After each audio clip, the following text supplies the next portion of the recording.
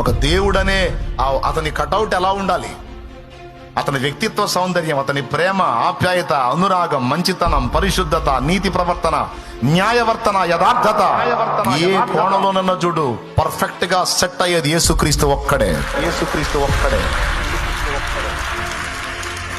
ఆ కటౌట్ ముందు ఎవ్వడు ఆగడు, ఎవ్వడు నిలబడంతే. అది ఎవరికి అందని కటౌట్ అంతే. చూసుకుని దమ్ము, నీ ఓపిక ఎవలాడుకోపోయి యేసు వంటి వాడిని ఒక్కడిని చూపించుకోపోయి. ఏ పాపము లేని పరిశుద్ధుడు పాపులను ప్రేమించి పాపమును ద్వేషించి ఆ పాపము నుంచి ప్రజల్ని విమోచించడానికి తన ప్రాణమును పెట్టి తన రక్తమునే క్రయధనంగా చెల్లించడానికి మహామహిమను వదిలిపెట్టి సామాన్యుడిగా భూమి మీద పుట్టి,